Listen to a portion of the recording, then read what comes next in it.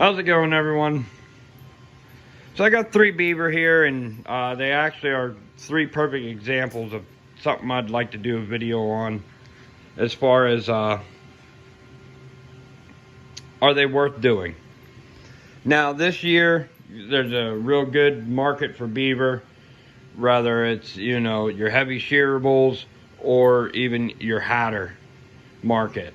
Makes pretty much every beaver worth putting up. So with that said, just gonna explain what I look for after I blow all my beaver off real good, dry, so that way I can, feel around and tell if they got real nice, thick, heavy fur or not. So this one here, you can see as I put my fingers up through it, nice and thick still, real good, but does have a little bit of breaking going on here as I lay it down right there. You get real close though, that is showing how nice and thick that under fur is on there. Real nice and thick. If I try to spread it, I don't go right down to the hide of the beaver. When I try spreading it like that, I'm not instantly seeing the hide. This beaver, you got your 2 2-year-olds here, and your 1 1.5-year-old here. It's the youngest of the beaver and the smallest, but it also has the thickest of the 3 here that I got. Nice and thick. I mean, you can grab handfuls of it, and when I go like this, I'm not spreading right down to the hide. Has nice thick under fur. Nice and thick there. I mean, you can grab a good, inch or so of it. And then, if there wasn't a good hatter market, you have the beaver here in the middle that I would not spend the time skinning. I do value my time and what I put it towards, and putting up poor fur is just not something I like wasting my time on. But this one here, you can see there's nothing for my hand to even grab onto here. I mean, my fingers don't even go into it deep enough to really grab anything. And you got a lot of damage on this 2-year-old. This time of year, they're running into each other, and they are getting bit up bad. Because they're trying to find their own places to start their own colonies. And this one has a big bite mark right here, right in the middle of the back there.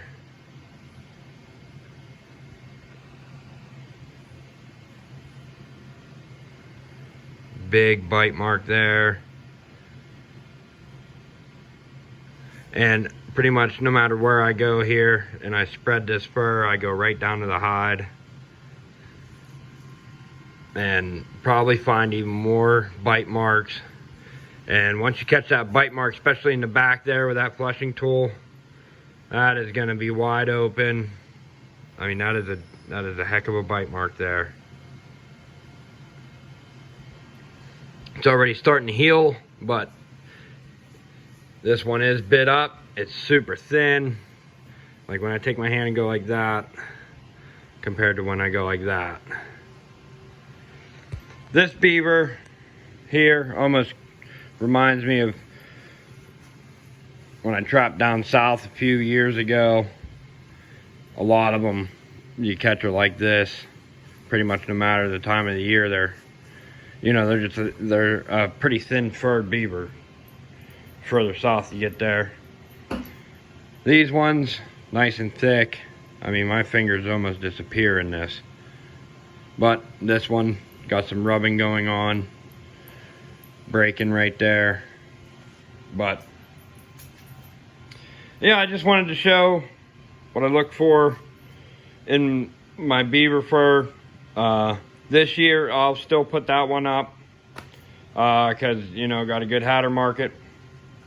It'll still get sold off as, you know, however much the hide weighs. But these ones here can pick up a little bit extra out of it because they don't need to be sold under the hatter market there. But now, if there wasn't a good market for hatter beaver, that, like I said, that one I wouldn't bother taking the time to go ahead and skin it out, flush it, and board it up. It'll be immediately graded as badly damaged and, you know, poor fur. And it's not a bad sized beaver, but I mean, the amount of time to put all that up just to, you know, have your buyer tell you, you know, give you $3 for it, and then you got a beaver this size here, you know, then they end up giving you, you know, 3 times that amount for. So it'd be better off putting them 2 beaver up, putting my time into them, getting them all put up real nice and good, and just skipping even putting this one up with the bite marks and the very, very thin fur. So I just wanted to share that. I don't know very much at all about fur grading and everything. Just going by, you know, what I look for in them and what I've gotten the best results with when selling them. You know, which ones sold the best and, you know, previous markets. But this year's market, you know, both are being sold fairly well and at a fairly decent price. Whether you're, you know, your heavy furred ones or even your thinned out ones and damaged ones. So, just like I said, figured I'd share that and just a couple of my opinions on, you know, beaver and what's worth putting up, what's not worth putting up. And well, till next time, everyone.